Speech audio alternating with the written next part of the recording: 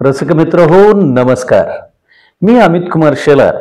आपणासमोर Amit Kumar Shelar YouTube चॅनलवरून प्राध्यापक नंदकुमार शेडगे सरांच्या जाणीव या कथासंग्रहातील समीक्षा पब्लिकेशन पंढरपूर यांनी प्रकाशित केलेल्या जाणीव या कथासंग्रहातील जाणीव ही कथा आपणासमोर अभिवाचन करीत आहे.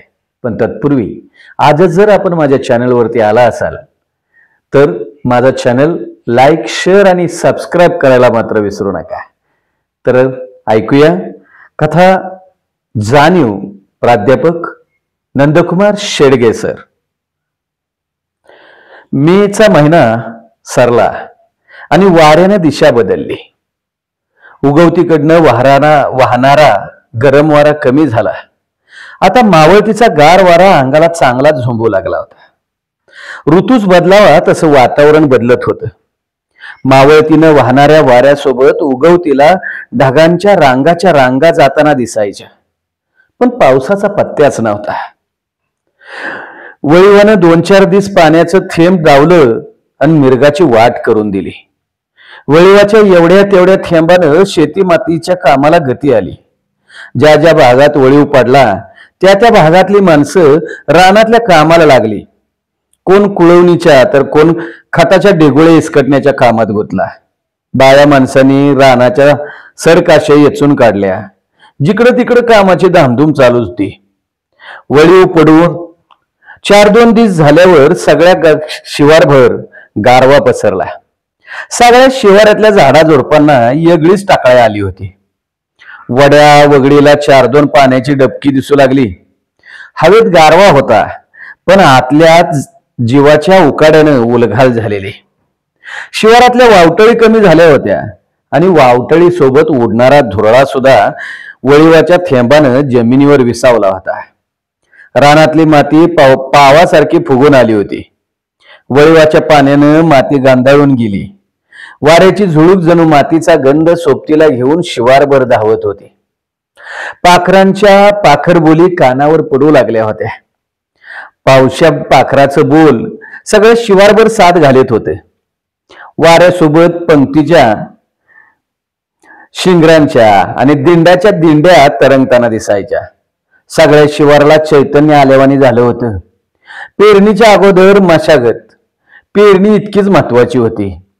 मिरग कधी बरसल याचा भरोसा नव्हता. मिरग पडला की पेर करण्याच्या विचारात जो तो होता. सदा मात्र हे सगळं चित्र बघून अस्वस्थ होता. सदाच्या शेताजवळची सारी रानं पेरण्याजोगी झाली होती, पण सदाची रानातली सगळी मशागतीची कामं खोळंबली होती.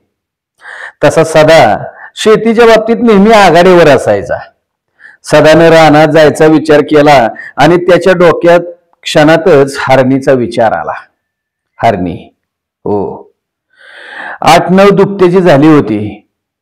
हरणीचं दिस भरत आलेलं. हरणीची कुस त्या दुपट्याला चांगलीच भरली होती. हरणीच्या अंगावर पहिल्यापेक्षा चांगलं मांस लदा करीत होतं.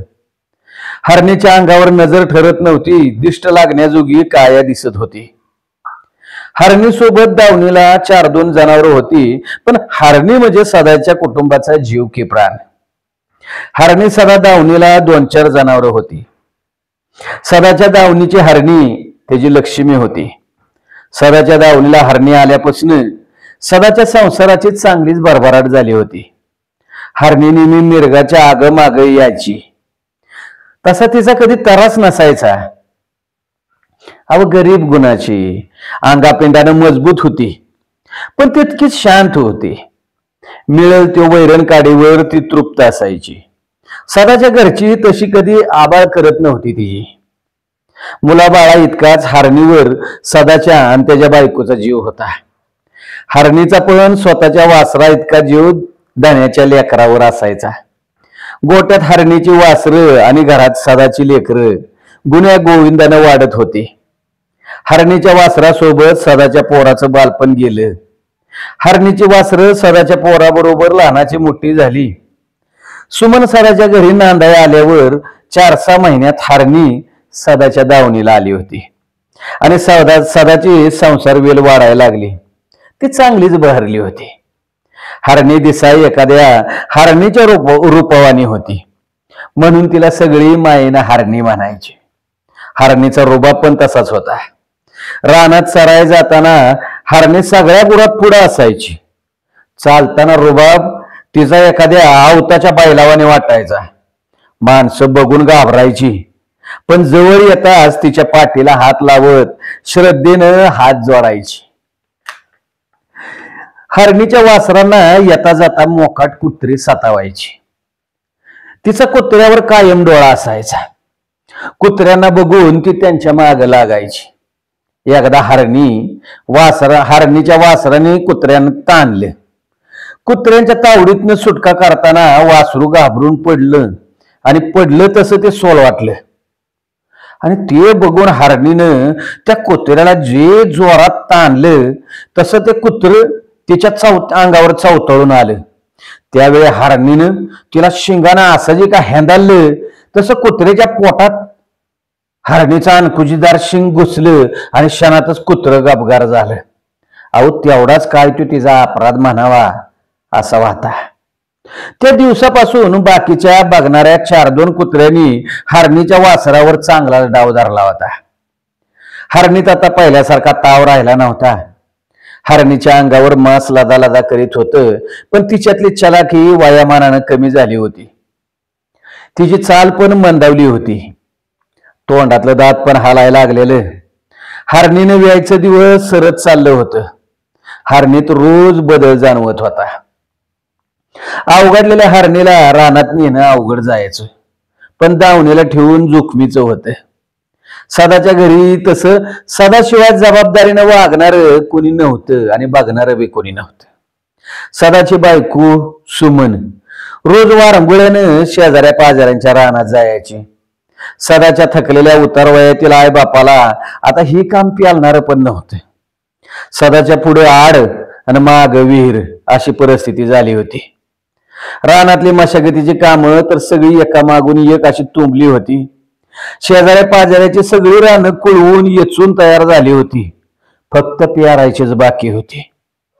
मशागतीचं काम वेळेवर झालं नाही तर लांबणीवर जाईल या विचारानं सदाचं मन पोखरून जात होतं. शेवटी सदानं हरणीला दावणीवर ठेवून रानातली पहिली कुळवणीची पाळी त्यानं उभ्या उभ्या टाकून घेतली आणि सदाच्या मनातील मशागतीचा ताणतणाव जरा कमी झाला. पण हरणीचा विचार मात्र त्याच्या मनात कायम होता. हरणीमुळे सदाची सगळी भरभराट झाली होती. सदाला शेती करायला घरच्या गायीची 2 बैल हरणीच्याच पोटची होती. रानातला शेणा खताचा पुरवठा घरच्याच गुरांचा असायचा. त्यानं रानात धनधान्याचा तुटवडा कधी त्याला जाणवला नव्हता. सदानं आवताची बैल सोडली आणि गुढी लावलेल्या बैलगाडीला झोपली. बैलांना पण कामाचा चांगलाच ताव झाला होता. त्यामुळे दिवस मावळतीकडे झुकलेला आणि डोक्यावरनं पाखराचं थवं मुक्कामाला चाललं होतं. रानातली सगळी माणसं आपापल्या घराची वाट धरत होती. गुरांच्या रांगा रस्त्याने निघाल्या होत्या. झुपलेल्या बैलगाडीत सदानं आवत भरली आणि गाडीच्या साठीला बांधलेलं कासरं सोडून हातात घेतलं. तशी बैल गाडी वाटीनं घराच्या वडीने निघाली. बैलांच्या अंगावरचं बगळे चटकन आकाशात भिरकावलं. बैलांना आता शेपट्या हलवायला सुरुवात केली होती. रानामाळातल्या माश्या त्यांच्या अंगावर घोंघवत होत्या. सदा शिवारभर नदार फिरवत चालला होता. कडूस पडायच्या वेळेला सदाची बैलगाडी गोट्यात पोचली. सदानं बैलगाडीला घोडी लावली आणि बैल सोडली. तशी बैलांनी अवघडलेली मान जोआ खालून काढली आणि गोट्यात जाऊन ती उभं राहिले. सदानं बैलांची बांधाबांध केली आणि हरणीकडे त्याची नजर गेली. तिचं काळवंडलेलं तोंड त्याला दिसलं. त्यानं बैलांना पेंडीचं घाम्यालं त्यांच्या पुढे ठेवलं आणि हरणीला जवळून बघितलं तर हरणीनं शेपूट वरती धरलं होतं. हरणी सारखी शेपटाची हालचाल करीत होती. तिच्या शेपटाची हालचाल बघून सदानं तिला गोट्यातनं बाहेर बांधली. हरणी जरा कावरे बावरे होऊन सगळीकडे नजरा फिरवायला लागली. हरणीनं आता पुढच्या पायानं माती उकरायला सुरुवात केली. तेवढ्यात सदानं वाळक्या वैरणीची पिंडी तोडून हरणीच्या पुढ्यात टाकली. हरणीनं त्या वैरणीतली 4-2 ताटं जिबीनं उचलली आणि चगळायला सुरुवात केली. पण हरणीचं काय खाण्यावर लक्ष नव्हतं. 2 मिनिटं अशीच गेली. हरणीला पटांगणात बांधलेली बघून सदाची बायको सुमन तरा तरा गोट्याकडे पावलं टाकत आली. हरणीकडे बघून आल्या पावले घरात परतली आणि देवाऱ्यातल्या गुलालाचा डबा घेऊन लगोलग आली. गुलालाची चिमट तिनं हरणीच्या कपाळाला लावली. हात जोडीत तोंडातल्या तोंडात काहीतरी पुटपटली आणि मागं वळली. थोड्याच वेळात हरणीची उडबत चालू झाली. हरणीच्या पोटात वेदना व्हायला लागल्या. तसं तिनं तोंडातनं जीभ बाहेर काढली. तिच्या जीवाची नुसती उलघाल उलघाल व्हायला लागली होती. हरणी आता वयस्कर झाली होती. ती या कुशीवरून त्या कुशीवर होत होती. पायाच्या नख्या जमिनीवर घासत होती. मोठ्या मोठ्यानं ती वेना देत होती.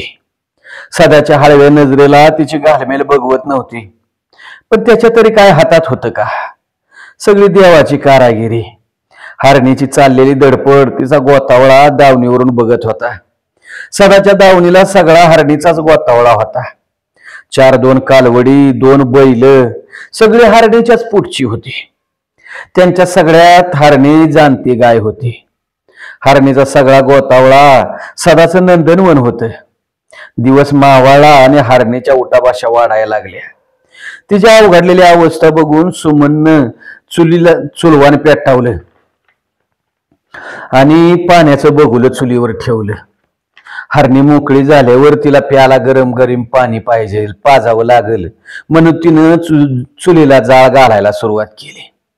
चुलीची लाकडं ढाणाना पेटली आणि जाळ पात्याल्या भोवती नाचायला लागला. तशी पाण्याला उकळी आली. हरणी दिवसासकटी मोकळी व्हावी असं सदाला वाटत होतं. पण एखाद्या जीवाला जन्माला घालायचं म्हणजे स्वतःच्या जीवाचा पुनर्जन्म झाल्यासारखाच असतो. हरणी 10 दुभत्या गाय होती. 10 दुभत्याची गाय होती. त्यानं सदाचं आणि सुमनचं काळजीनं पाण्याविना तडपडणाऱ्या मासळीसारखं उडत होत. तास 1.5 तास हरणीची धडपड चालू होती.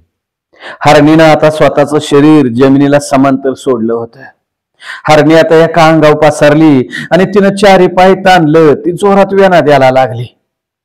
तसं तिच्या अंगातून लाल पिवळ्या रंगाचा पाण्याचा फुगा बाहेर आला. तो फुगा बघून बाहेर येऊन फुटला आणि त्याच्या नाजूक इवलसं तोंड आणि पुढचे 2 पाय दिसायला लागले. ते बघून सदानं हरणीच्या मागच्या बाजूने जाऊन त्या नाजूक जीवाच्या पायांना हलकच धरलं आणि वडलं. ते बघत बसलेल्या सुमननं हरणीच्या तोंडावरनं हात फिरवायला सुरुवात केली. थोड्या वेळानं हरणीचा जीव मोकळा झाला. थकलेली हरणी आता जमिनीला शांत पडून होती. तिचा दमलेला जीव आता शांत झाला होता. तिच्या कुशीतनं बाहेर आलेला नाजूक देह बघून सदा आणि सुमीच्या डोळ्यात आनंदाची चमक दिसू लागली होती. सदानं वासराच्या नाका तोंडातलं बळ हाताने काढला. 2 कानात सदानं मोठ्यानं फुंकर मारली आणि ममतेनं त्या वासराला उचलून त्यानं हरणीच्या पुढ्यात ठेवलं.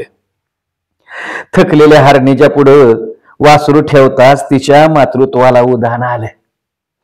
तिनं वासराला चरा चरा चाटायला सुरुवात केली. वासराला चाटून तिचा सगळा शीन गेला.